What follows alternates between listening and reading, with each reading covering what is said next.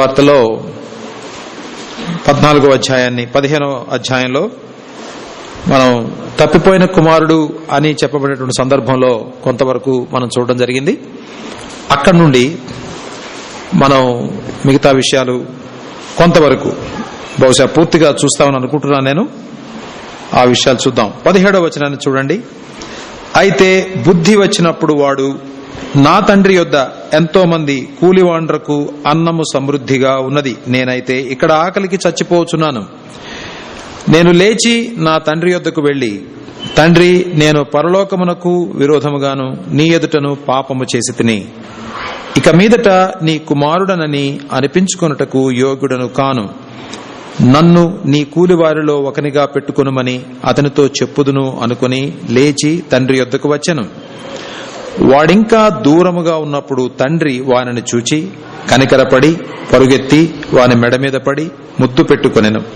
అప్పుడు ఆ కుమారుడు అతనితో, తండ్రి, నేను పరలోకమునకు విరోధముగాను నీ ఎదుటను పాపము చేసి తిని, ఇక మీదట నీ కుమారుడనని అనిపించుకొనుటకు యోగ్యుడను కాను అనెను.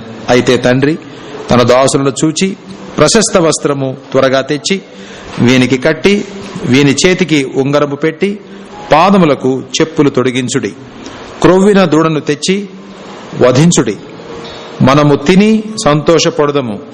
ఈయన కుమారుడు చనిపోయి మరలా బ్రతికెను, తప్పిపోయి దొరికినని చెప్పెను.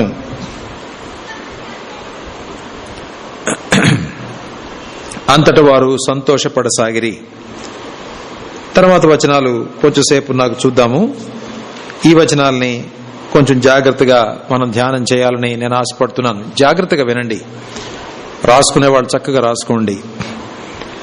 పోయిన సందర్భంలో మనం ఏం చూసామంటే, ఈ కుర్రవాడు తండ్రి దగ్గర నుంచి తన భాగం తీసుకుని దూరదేశాలకు వెళ్లి తన ఆస్తి అంతా పాడు చేసి చాలా దౌర్భాగ్యమైన స్థితిలోనికి జారిపోయాడని, చివరికి పందులు తినేటువంటి పొట్టుతోటి తన కడుపు నింపుకోవడానికి ఆశపడ్డాడని, అయినప్పటికీ ఎవరూ కూడా అతనికి ఏమీ ఇవ్వలేదని మనం చూసాం.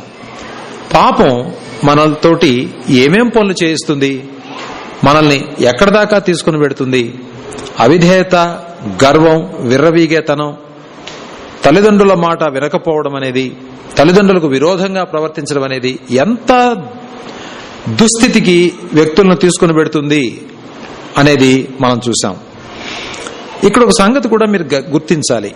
ఎవరైనా తల్లిదండ్రులకు విధేయులు అవుతున్నారు, లేకపోతే అధికారులకు, నాయకులకు అవిధేయులు అవుతున్నారు అని అంటే, మనం తెలుసుకోవాల్సిన సంగతి ఏంటంటే, బేసికల్ గా ప్రతి అథారిటీ వెనకాల దేవుని యొక్క అథారిటీ కూడా ఉంటుంది అనే సంగతి మనం తెలుసుకోవాలి. పేతురు పత్రికలో కదా ఉంటుంది అది.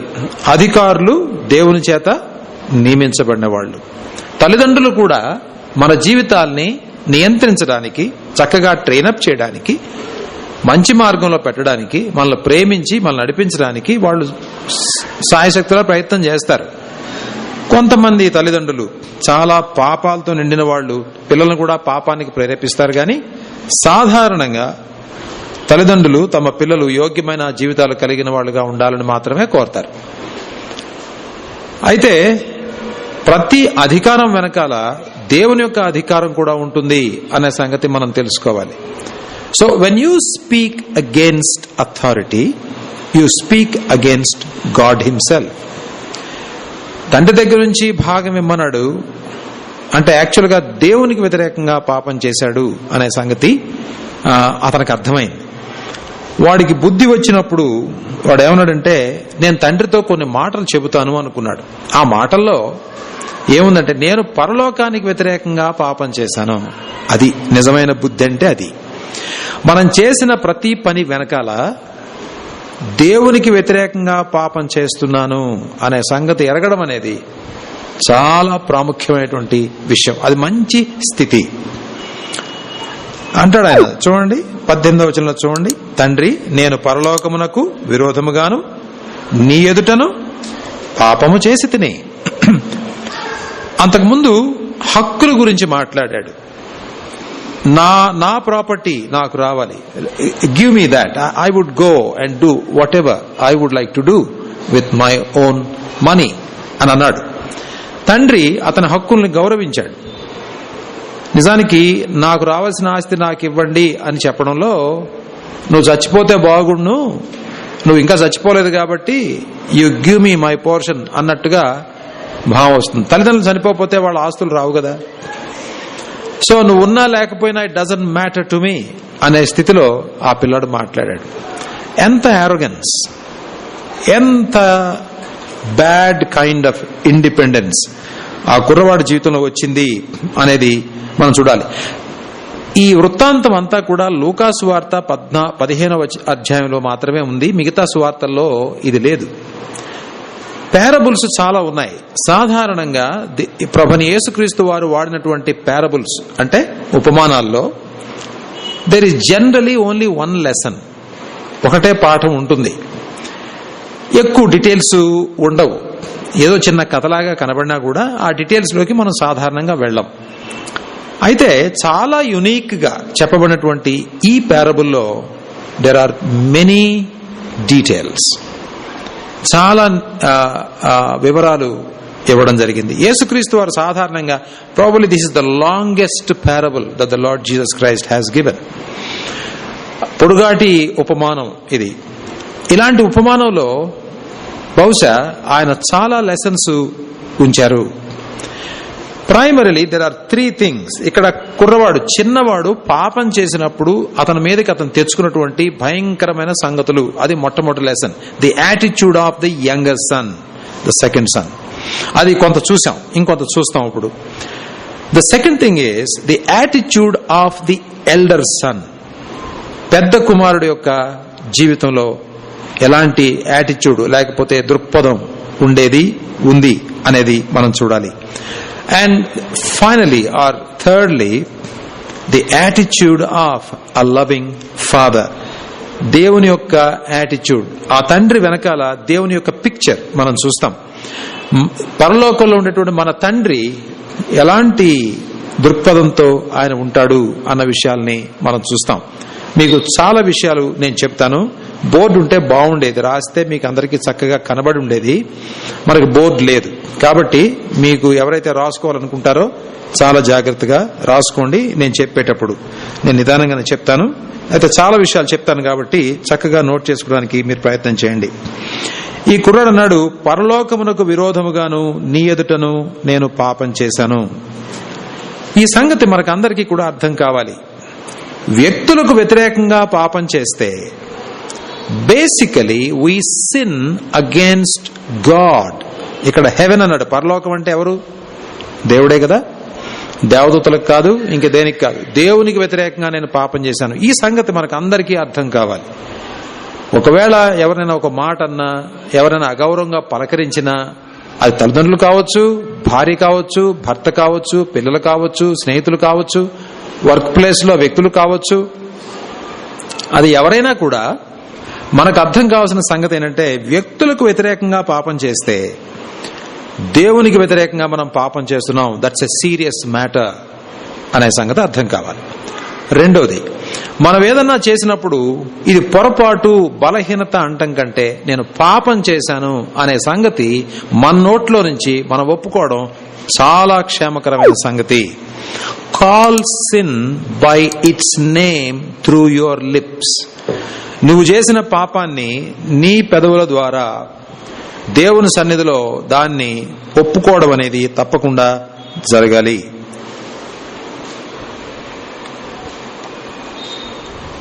ఈ రెండో కుర్రవాడు తిరిగి వచ్చాడు. చాలా అందమైనటువంటి రెస్టోరేషన్ జరుగుతుంది. జాగ్రత్తగా గమనించండి. యేసుక్రీస్తు వారు ఎంతో అందంగా చెప్పినటువంటి ఈ ఉపమానం వెనకాల మన పిక్చర్ కూడా ఉంది. ఆయన పిక్చర్ ఉంది, మన పిక్చర్ కూడా చాలాసార్లు కనబడుతుంది. We can identify at many places with these people, with these 2 young people. ఈ ఇద్దరు యవనస్తులతో మనల్ని మనం చాలాసార్లు ఐడెంటిఫై చేసుకోగలుగుతాం. మన పిక్చర్ ని వాళ్ళలో మనం చూసుకోగలుగుతాం. బుద్ధి వచ్చినప్పుడు వాడు, నా తండ్రి యొద్ద ఎంతో మంది కూలివాండ్రకు అన్నము సమృద్ధిగా ఉన్నది. తండ్రి యొక్క సమృద్ధి ఇప్పుడు అర్థమైంది. బుద్ధి వస్తే తండ్రి యొక్క సమృద్ధి అర్థమవుతుంది. బుద్ధి ఉన్న వాళ్ళకి, విశ్వాసులంగా మనం కూడా చేస్తాం ఈ పనులు. ఈ తప్పిపోయిన కుమారుడు అన్బిలీవర్ కి గుర్తని కాదు. It can be an unbeliever, it can be a believer also. In my opinion, it is more applicable to believers than to unbelievers. ఇక్కడ ఈ కుర్రాడు వెళ్ళిపోయినప్పుడు, అన్నం లేకపోతే ఆకలి కొన్నప్పుడు అతనికి ఎప్పుడు అర్థమైందంటే బుద్ధి వచ్చినప్పుడు. జాగ్రత్తగా చూడండి నా వైపు. మన జీవితాల్లో దేవుని యొక్క గొప్పతనాన్ని, మంచితనాన్ని, ప్రేమను గుర్తించి దానికి విలువనిచ్చి ఆయన వైపుకు ప్రయాణం చేసే రకమైన బుద్ధి మనలో ఉందో లేదో అని పరీక్ష చేసుకోండి. కాన్స్టెంట్ గా దాన్ని పరీక్ష చేసుకోండి. ఇక్కడ చెప్పబడింది ఇతనికి బుద్ధి వచ్చినప్పుడు అని. నేను మీతో దుఃఖంతో చెబుతున్నాను, మీతోటి మన సంఘంలో కొందరున్నారు, వాళ్ళ జీవితాల్లో ఈ బుద్ధి ఇంకా రాలేదు. విశ్వాసులేనా? విశ్వాసులే. నేను యుఎస్ఏలో పనిచేస్తున్నాను లాస్ట్ 30 years ఆర్ మోర్. అక్కడ కూడా బుద్ధి లేని వాళ్ళు చాలా మంది ఉన్నారు. దుఃఖకరమైనటువంటి విషయాలు ఇవన్నీ కూడా. ఎన్నో సంఘాలు చూశాను నేను, ఎన్నో చోట్ల మాట్లాడాను. అక్కడ కూడా ఈ బుద్ధి రాని వాళ్ళు ఇంకా చాలా మంది ఉన్నారు. ఏమవుతుంది వీళ్ళకి బుద్ధి రాకపోతే?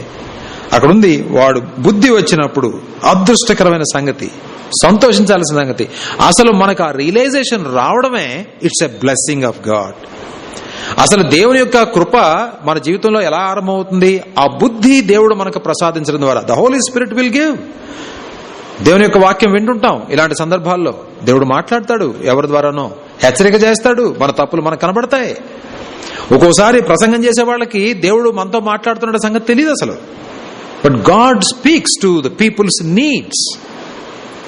ఎంతో జాగ్రత్తగా ప్రిపేర్ అయ్యి ప్రార్థనాపూర్వకంగా వచ్చినప్పుడు దేవుడు వ్యక్తుల అవసరాలని తప్పకుండా ఎత్తి చూపించి మనతో మాట్లాడతాడు, మనందరితో మాట్లాడతాడు.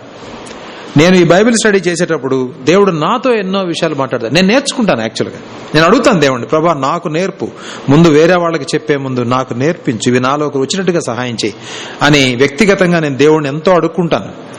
I study a lot about this, and therefore ఆ స్టడీ టైంలో నేను ఎన్నోసార్లు వ్యక్తిగతంగా దేవునితో ఈ విషయాలు మాట్లాడడం జరుగుతుంది. బుద్ధి వచ్చినప్పుడు వాడు, బుద్ధి రాగానే he looks at life completely differently. అంతకుముందు ఎందుకు చూడలేకపోయాడు? పొరలు కమ్ముతాయి కళ్ళకి. జీవితంలో పొరలు ఉంటాయి. సహోదరులారా గుర్తుపెట్టుకోండి, చాలా హెచ్చరిక చేస్తూ చెప్తున్నాను ఈ మాటలు. మీలో చాలా మందికి పొరలు ఉండొచ్చు. ఆ పొరల వల్ల చూడవలసిన విషయాలు చూడలేకపోతున్నారు.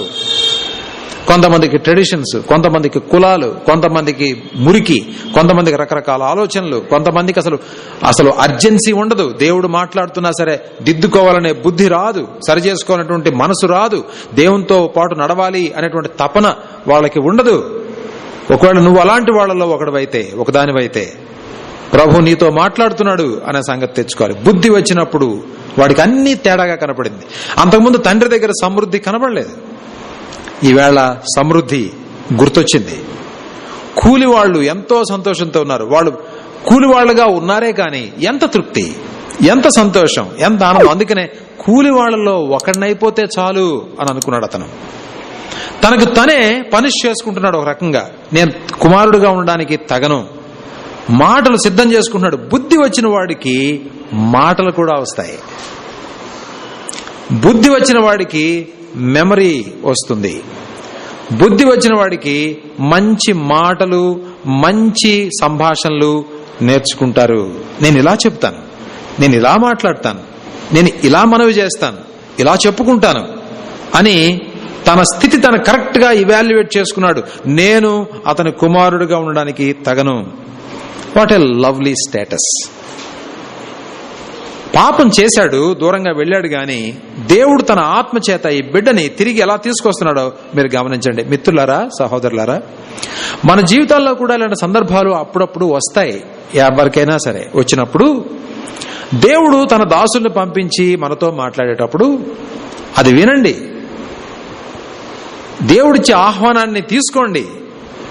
ఆ బుద్ధి లేని పరిస్థితిలో ఉండొద్దు, మొండిగా ఉండొద్దు. మొండితనం తీసివేయండి, బండతనం తీసివేయండి, మార్పు లేని స్థితి తీసివేయండి. మారండి. ప్రతి వారం మనలో మార్పులు రావాలి, ప్రతి నెల మనలో మార్పులు రావాలి, ప్రతి సంవత్సరం మనలో గొప్ప మార్పులు రావాలి, వచ్చి తీరాలి. లేకపోతే there is something wrong with us. మనతో ఏదో లోపం ఉంది అనే సంగతి మనకి అర్థం కావాలి. బుద్ధి రాగానే తండ్రి గుర్తొచ్చాడు. మొట్టమొదట నా తండ్రి యొద్ద ఎంతో మంది కూలివాండ్రకు అన్నం సమృద్ధిగా ఉంది. పాపం అన్నం లేక ఎన్నో రోజులు కడుపంతా లోతుకు పోయి ఉందేమో, వాడికి అన్నం గుర్తొచ్చింది. తండ్రి, కూలివాళ్లు, ఆ ప్లెంటీ గుర్తొచ్చి నేనైతే ఇక్కడ ఆకలికి చచ్చిపోవచ్చున్నాను. That is the case of everybody who commits sin. ధనం ఉండొచ్చు, మీ ఇంట్లో ఏసీ మెషిన్స్ ఉండొచ్చు, మేడలు మిద్దెలు ఉండొచ్చు, రకరకాల భోగాలు ఉండొచ్చు, కానీ ఆకలికి చచ్చిపోతూ ఉంటావు దాని వెనకాల. You look good on the outside but you are dying on the inside. చాలా మంది సూసైడ్ చేసుకుంటారు, cinema actors. Why do they do that? పాపం మనుషుల్ని దూరంగా తీసుకుని వెళ్ళిపోయి ఇట్ డిస్ట్రాయ్స్ దెమ్. పాపం యొక్క ultimate goal to ruin and to destroy people. No other reason. దేవునికి దూరంగా తీసుకుని వెళ్లి జీవితాలు సర్వనాశనం చేయడమే పాపం చేసే పని. The devil wants to destroy. Bible ఏముంది? యోహాను సువార్త 10వ అధ్యాయంలో దొంగ ఎందుకు వస్తాడు? చంపడానికి. ఒకసారి ఓపెన్ చేయండి, యోహాను 10. టు కిల్,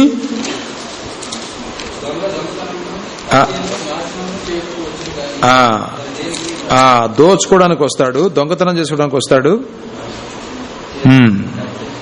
ఎక్కడుంది అది? 10వ వచనం చూడండి. దొంగ దొంగతనమును, హత్యను, నాశనమును చేటుకు వచ్చును గాని మరి దేనికి నీ రాడు. Please understand, every time you tell a lie, this is going to happen. Every time you have some bad thought, this is going to happen. మన జీవితాల్లో పాపం విషయంలో ఎంత జాగ్రత్తగా ఉండాలి అన్న సంగతి ఈ ఉపమానం ద్వారా కూడా మనం నేర్చుకోవచ్చు. It destroys people. Lovely young men, lovely young women are destroyed in hundreds, in thousands. ఈ మధ్యకాలంలో కొన్ని స్టోరీస్ నా దృష్టికి వచ్చాయి, కొన్ని వృత్తాంతాలు. భయంకరం, భయంకరం, భయంకరం. మంచి జీవితాలు, ఎంతో అందంగా పైకి రావాల్సిన జీవితాలు, that being destroyed by the devil, by their sinful habits, by the lust, and by going away from God and going away from parents and establishing an unhealthy independence for themselves. వాళ్ళకు వాళ్ళు ఆ independence ని establish చేసుకోవడంలో హత్య చేయబడడం అనేది జరుగుతుంది, నాశనం అనేది వాళ్ళ జీవితాల్లో జరుగుతుంది, ధ్వంసం చేయబడడం అనేది కూడా జరుగుతుంది వాళ్ళ జీవితాల్లో. మీతో ఇక్కడ చాలా మంది యవనస్తులు ఉన్నారు. Let me say a word. మీలో ఎంతమంది పెద్దలు చెప్పిన మాటలు వినకుండా ఉన్నారు? మీలో ఎంతమంది సంఘంలో నాయకులు చెప్పే మాటలు వినకుండా ఉన్నారు? పైకి నటిస్తూనే, పైకి బాగా కనబడుతూనే లోపల కఠినమైన హృదయాలు కలిగిన వాళ్ళు ఎంతమంది ఉన్నారు? మీలో ఎంతమంది అన్హెల్దీ ఇండిపెండెన్స్ ని చాటుతున్నారు? నా ఇష్టం, నేను ఇంతే చేస్తాను, ఎవడు కాదనడానికి వీలు లేదు, ఇది నా లైఫ్, నేను ఎట్లా చేసుకుంటాను అని మీలో ఎంతమంది చెప్తున్నారు? సహోదరులారా, మన సంఘంలో కూడా కొన్ని స్టోరీస్ నా చెవులకు వినబడుతున్నాయి. It's bad, it's sad. ఎందుకు ఉండాలి మనం అట్లా? ఎందుకు హత్య చేయబడాలి? ఎందుకు నాశనం చేయబడాలి? ఎందుకు దోచుకోబడాలి? Satan, when he takes us into sin, you know what happens? He takes away the best that we have and leaves us as a pulp. అంటే మనలో ఉండే అతి శ్రేష్టమైన దాన్ని దోచేసుకుని పిప్పిలాగా మన లోకంలో పడేస్తాడు. Will you allow it to happen? మీ యొక్క మంచి జీవితాలని వాడు దోచుకున్నట్టుగా చేస్తారా? మనం మహా బతికితే 70-80 సంవత్సరాలు, దానిలో చాలా టైం ఇప్పటికే పోయింది. ఆ కొద్ది సంవత్సరాల టైంని ప్రశస్తమైనదిగా చేసుకుని నిత్యరాజ్యంలోకి ప్రవేశించాలి. ప్రభు వచ్చే సంవత్సరాలు కూడా దగ్గరికి వచ్చేసాయి, బహుశా ఎక్కువ టైం లేదు. నేనైతే 2 సంవత్సరాలు 3 సంవత్సరాలు అనుకుంటున్నాను అంతే, అంతకంటే ఎక్కువ ఉండదు బహుశా, మహా అయితే. సో అంచేత మనం సిద్ధపడాలి, జాగ్రత్త పడాలి, మనం ఎదగాలి, భయంతో జీవించాలి. మనల్ని ఎవరన్నా దోచుకుంటారేమో అనే భయం మనకు కావాలి. మనల్ని ఎవరన్నా హత్య చేస్తారేమో, మన సంవత్సరాల మధ్యలో మన జీవితాలు అంతమైపోతాయేమో అనే భయం మనకు రావాలి. మనల్ని ఎవరైనా సరే నాశనం చేస్తారేమో, మన కెరియర్ నాశనం చేస్తారేమో. I'm not talking about job. మీ ఉద్యోగాల గురించి నేను మాట్లాడట్లేదు, ఆ ఫ్యూచర్ గురించి నేను మాట్లాడట్లేదు. Your life as a person, your life as a young man or a young woman or a housewife or maybe a husband or maybe like a father. జీవితాలు ఎలా పాడైపోతున్నాయో గమనించాలని నేను కోరుతున్నాను. ఆకలికి చచ్చిపోతున్నాను. ఏదో ఆకలితో వచ్చాడు బయటికి, ఆకలి తీర్చుకోవాలనుకున్నాడు కదా. జాయ్ఫుల్ గా బతుకుతాను, నా ఇష్టం వచ్చిన చోటుకి వెళ్తాను, నా ఇష్టం వచ్చినట్టు జీవిస్తాను, ఎవ్వరు ప్రమేయం లేదు. No control, no control. No control is a very dangerous business. When you have many controls on you, you are a very secure person. మన మీద కంట్రోల్స్ దేవుడు తీసుకొచ్చినప్పుడు we are very safe, we are very sound. మనకి ఆ security లేకుండా controls తీసేస్తే we will be lost sooner or later. ఇక్కడ కూలివాండ్రు అతనికంటే మంచి స్థితిలో ఉన్నారు. ఆ సంగతి గుర్తొచ్చింది. అతను అన్నాడు, ఆకలి, రకరకాల ఆకలి తీర్చుకోవడానికి నేను బయటకు వచ్చాను. ఏంటి నా పరిస్థితి? అయ్యా నా పరిస్థితి ఏంటి తెలుసా అండి? నేనైతే ఇక్కడ ఆకలికి చచ్చిపోవచ్చున్నాను. అది వాడికి చివరికి మిగిలిన స్టేట్మెంట్. సహోదరులారా, మీలో ఎవరైనా అలాంటి స్థితిలో ఉంటే బయటికి రండి. Don't sit there, don't sit there. ఇక్కడ బాగుంది అనుకోవద్దు, బాగోదు. You will die one day there only.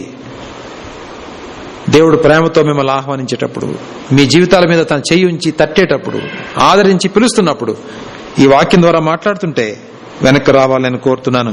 18వ వచనం చూడండి. నేను లేచి నా తండ్రి యొద్దకు వెళ్ళి నేను ఇలా చెబుతాను అని అనుకున్నాడు. నేను లేస్తాను, నా తండ్రి దగ్గరికి వెళ్తాను. 2 things are very important. You must get up from where you are. నువ్వు ఎక్కడైతే కూర్చున్నావో, ఎక్కడైతే తిరుగుతున్నావో, ఏం పనులు అయితే సంతోషిస్తున్నావో, ఏ యాక్టివిటీలో అయితే కూరుకుపోయి ఉన్నావో, first of all that should get out of your life. నేను ఇక్కడ నుంచి నేను లేస్తాను అని నువ్వు అనుకోకపోతే, ఇప్పుడు నేనున్నాను అనుకోండి, లేకపోతే సుదర్శన్ రెడ్డి గారు ఉన్నారు, లేకపోతే ఇంకెవరెవరో ఉన్నారు అనుకోండి, మేమేం చెప్తాం? కొన్ని విషయాలు చెప్పగలుగుతాం. లేకపోతే మేమే తప్పులో ఉన్నాం అనుకోండి, ఎవరో పెద్దలు నాతో చెప్పగలుగుతారు. నా జీవితాన్ని బలవంతంగా మార్చగలుగుతారా ఎవరైనా? నాకు అనిపించాలి కదా. సహోదరులారా, బుద్ధి వస్తే ఎంతో మంచిది. బుద్ధి వచ్చినప్పుడు వాడి స్థితి వాడికి అర్థమైంది. He saw himself. వాడికి అప్పటిదాకా గుర్తురాల. అందుచేతనే దేవుడు ఒక్కొక్కసారి ఇరుకుల్లో పెట్టి మనకు బుద్ధి వచ్చేలాగా చేస్తాడు. కొన్నిసార్లు కొన్ని అనుభవాలు వస్తాయి గాని, మనకున్నదంతా ఖాళీ అయితే గాని మనకి తెలివి రాదు. దేవుడు ఒకవేళ మీ జీవితాలను ఖాళీ చేస్తున్నట్టుగా కనబడితే, probably God is talking to you. మీరు వినాలి, మీరు వినాలి, జాగ్రత్తగా వినాలి. ఇక్కడ నేను లేస్తాను అన్నాడు, లేచాడు. ఆ తర్వాత లేచి ఏం చేస్తాడు? సూసైడ్ చేసుకుంటా అనుకున్నాడా? లేదు. ఏమన్నాడు? నా తండ్రి దగ్గరికి వెళ్తాను. బుద్ధి వచ్చినవాడు చేసే పని ఏంటంటే అది. నిస్పృహలో ఉండేవాడు ఏం చేసుకున్నాడు? యేసు ప్రభు శిష్యుల్లో ఒకడు ఊరేసుకొని చచ్చిపోయాడు. That is not correct. అవసరంలే. యేసు ప్రభు దగ్గరికి వచ్చి ఉండవలసింది, కనీసం ప్రార్థన చేసి ఉండవలసిందే. ప్రభువా, నీతిమంతుడైన నిన్ను నేను అర్థం చేసుకోలేదు, నిన్ను బిట్రే చేశాను ప్రభువా, నన్ను క్షమించు. పేతురు అడిగినట్టుగా అతను కూడా అడుగుండుంటే ఎంత బాగుండేది స్టోరీ. అతను అడగలేదు. పాపం రిమోర్స్ని కలుగజేస్తుంది. రిమోర్స్ అంటే నేను ఎందుకు చేశాను, అసలు ఎందుకు చేయాలి, ఎందుకు ఇలా అయిపోయింది నా జీవితం. రిమోర్స్. ఆ రిమోర్స్ గాని రిపెంటెన్స్ లోకి మారకపోతే యూ విల్ డై. రిమోర్స్, చింత, పాపం చేసినందుకు వచ్చేటువంటి ఆ గిల్ట్ కాన్షియన్స్ గాని అది రిపెంటెన్స్ లోకి గాని నిన్ను తీసుకుని వెళ్ళకపోతే it will kill you one day. Because పాపం వల్ల వచ్చేటువంటి ఆ రిమోర్స్ ను తట్టుకోవడానికి మన దగ్గర మెకానిజం లేదు. That is why we needed a saviour. మనకు అందుకనే రక్షకుడు కావాలి. ప్రభువైన యేసుక్రీస్తు వారు మన జీవితాల్లోనికి ప్రవేశించి రక్షకుడుగా అవుతాడు. So that he can save us from all these troubles and sorrows and foolish things, that we may not destroy ourselves. వాడు లేచి నా తండ్రి యొద్దకు వెళ్ళి, ఒకవేళ మీలో గాని నేను గాని మనలో ఎవరైనా సరే ఈ పొజిషన్లో ఉంటే మనం చేయవలసిన ఏం తెలిసిన, just get up, go away from the pigs. పొందులు పొట్టు దగ్గర నుంచి దూరం వెళ్ళిపోండి, అక్కడి నుంచి లేవండి ముందు. Don't sit there, don't enjoy there, don't keep on looking this way that way, don't keep with your friends, just get up. That's the first step. బుద్ధి వచ్చిన వాళ్ళు చేసే పని అది. Then travel towards the father. తండ్రి ఇంటికి రండి, తండ్రి ఇంటికి రండి. తండ్రి ఇంటికి వచ్చి ఆ మధ్యలో వాడు మాటలు సిద్ధం చేసుకున్నాడు. చూడండి ఏమన్నాడు, తండ్రి నేను పరలోకమునకును విరోధముగాను నీ ఎదుటను పాపము చేసి తిని ఇక మీదట నీ కుమారుడనని అనిపించుకొనుటకు యోగ్యుడను కాను. తన యోగ్యతలన్నీ జారిపోయాయి అని అనిపించింది అతనికి. ఎంత పాపిష్టి జీవితం జీవించాడో అతనికి అర్థమవుతోంది ఇప్పుడు. సన్షిప్ అనేది, I'm not worthy for sonship అనేది అతనికి అర్థమైంది. పరలోకమునకు విరోధంగాను నీ ఎదుటను నేను పాపం చేశాను. ఆ మాటలు చూడండి ఎంత బ్యాలెన్స్డ్ గా ఉన్నాయో. పరలోకానికి, దేవుడికి వ్యతిరేకంగా పాపం చేశాను, నీ ఎదుట పాపం చేశాను. పాపం పాపం అని చెప్పగలుగుతున్నాడు. తర్వాత ఏమన్నాడు, ఇక మీద నీ కుమారుడును అనిపించుకున్నట్టుకు యోగ్యుడను కాను, నన్ను నీ కూలి వారిలో ఒకనిగా పెట్టుకొనుమని అతనితో చెప్తాననుకుని లేచి తండ్రి యొద్దకు వచ్చాను. అసలు తండ్రి యొద్దకు రావడానికి వన్ రీజన్ ఈస్, అక్కడుండే సమృద్ధి మాత్రమే కాదు గాని తండ్రి దగ్గర నాకు యాక్సెప్టెన్స్ దొరుకుతుంది అన్న ఆశ లేకపోతే వస్తాడా కొడుకు? రాడు. Because he has seen the father for many years and therefore he knows now, if I go back, కూలివాడలో పెట్టుకోమని అడుగుతాను, పెట్టుకోపోతేనో, పోరా అంటేనో, నీ ఏంటి వచ్చావు, నాతో నీకేంటి సంబంధం, తీసుకుపోయావుగా మొత్తం, అక్కడే ఉండకపోయావా, ఇలాంటి మాటలు మాట్లాడే తండ్రి తన తండ్రి కాదు అనే సంగతి అది కుర్రాడికి అర్థమైంది. బుద్ధి వచ్చినప్పుడు తండ్రి అంటే కూడా ఎవరో అర్థమైంది, తండ్రి ఇల్లు అంటే అర్థమైంది, చర్చ్ అంటే అర్థమైంది, సంఘం అంటే అర్థమైంది, సహవాసం అంటే అర్థమైంది, తండ్రి దగ్గర ఉండటం అనేది ఎంత సెక్యూర్ ప్లేసో అర్థమైంది. సహోదరులారా, church is a very secure place. చాలా సాలెంగా మీతో చెప్తున్నాను ఈ మాటలు ఈ రాత్రి. The church that you are attending is a very solemn and secure place for you. మీరు సంఘానికి ఎంత దగ్గరగా ఉంటే అంత క్షేమంగా ఉంటారు. సంఘంలో ఎంత నేర్చుకుంటే అంత పైకొస్తారు. సంఘంలో ప్రభుని ఎంత ఆరాధించగలిగితే, ఎంత ఆయనతో నడుచుకుంటే మీ జీవితాల్లో అంత మేలు, అంత ఉన్నతిని మీరు పొందగలుగుతారు. తండ్రి ఇల్లు గుర్తొచ్చింది, తండ్రి దగ్గర భోజనం గుర్తొచ్చింది, తండ్రి కూడా గుర్తొచ్చాడు, తన పాపం గుర్తొచ్చింది, తన బ్రతుకు గుర్తొచ్చింది. ఇంక చేయగలిగింది ఏం లేదు, తండ్రి దగ్గరికి వెళ్ళాలి. That is the only thing that he could do.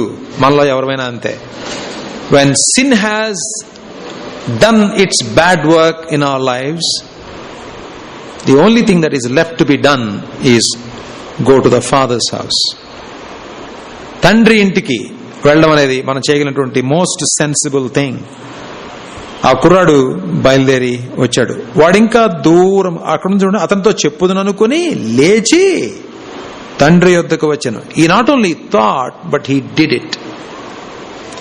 చాలాసార్లు మనకి థాట్స్ వస్తాయి, ఇలా చేస్తే బాగుండు, అలా చేస్తే, కాసేపు ప్రార్థన చేసుకుంటే బాగుండు, బట్ ప్రార్థన చేయాలి. కాసేపు బైబిల్ చదువుకుంటే బాగుండు, బట్ బైబిల్ చదవాలి. ఎవరికైనా సాక్ష్యం చెప్తే బాగుండు, సాక్ష్యం చెప్పాలి. కొంతమందిని వెళ్ళి ఎంకరేజ్ చేద్దాం, ఎంకరేజ్ చేయాలి. Till you do it, your thinking is of no value.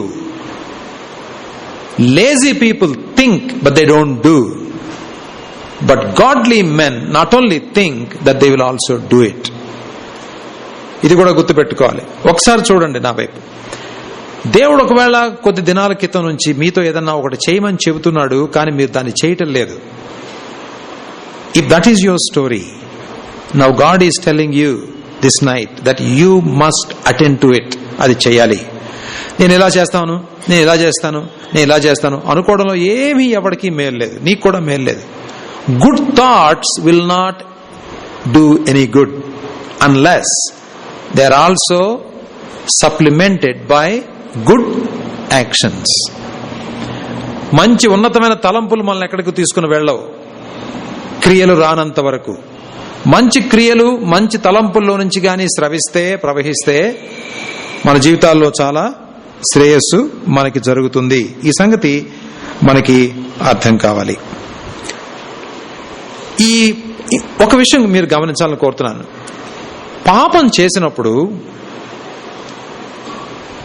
The only way in which you will be accepted by God is through repentance. నిజానికి రిమోర్స్ ఉన్నవాడు, అంటే పాపం చేసినందుకు కుమిలిపోయి కుమిలిపోయి కుమిలిపోయి నేను పాపం చేశాను చేయకుండా ఉండవలసింది, అసలు ఎందుకు చేశానబ్బా ఇట్లా బాధపడే వాళ్ళు తిరిగి రారు, వాళ్ళకి ముఖం చెల్లదు. కానీ ఆ రిమోర్స్ రిపెంటెన్స్ లోకి మారినప్పుడు వాళ్ళు ఎరిగిన సత్యం వాళ్ళని రిపెంటెన్స్ లోకి నడిపించినప్పుడు మంచి పనులు జరుగుతాయి. Repentance opens doors for good things in life. మన జీవితాల్లో పశ్చాత్తాపడడం అంటే పాపాన్ని ఒప్పుకోవడం, దాన్ని అసహించుకోవడం, తప్పు జరిగింది అని తెలుసుకోవడం మాత్రమే కాకుండా, ఒప్పుకోవడం మాత్రమే కాకుండా, దేవుని సన్నిధిలోకి దాన్ని తీసుకొచ్చి దాని పేరుతో దాన్ని పిలిచి నేను పాపం చేశాను ఒప్పుకోవడం అనేది wonderful status in our life. ఇది మన బిలీవర్స్ లైఫ్ లో ప్రతిరోజు జరగాలి. మీరు నన్ను ప్రశ్న వేస్తారు, మీలో కొంతమంది బిలీవర్స్, చాలా మంది బిలీవర్స్ ఉన్నారు కాబట్టి మీరేమంటారంటే, మరి మారు మనసు మనం రక్షింపబడక ముందు కదా. నిజమే, that's correct. Once and for all మనం మారు మనసు పొందేది మనం రక్షణ పొందిన దినాన. మనలో చాలా మందివి ఆ స్టేటస్ లోంచి వచ్చాం. కానీ మనం పాపం చేయలేదా? తర్వాత చేసామా లేదా? చేసాం, చేస్తున్నాం. కాబట్టి ఏం చేయాలి? At the end of the day, or దేవుడు మనతో మాట్లాడినప్పుడు, ఆర్ బుద్ధి వచ్చినప్పుడు మనం ఏం చేయాలి? పాపాన్ని ఒప్పుకొని పశ్చాత్తాపడాలి, కన్నీళ్లు కార్చాలి. రియలైజేషన్ ఎంత లోతుగా ఉంటే అన్ని కన్నీళ్లు వస్తాయి. దేవుణ్ణి ఎంత దుఃఖ పెట్టాను అనే సంగతి తెలిస్తే అంత కన్నీళ్లు వస్తాయి.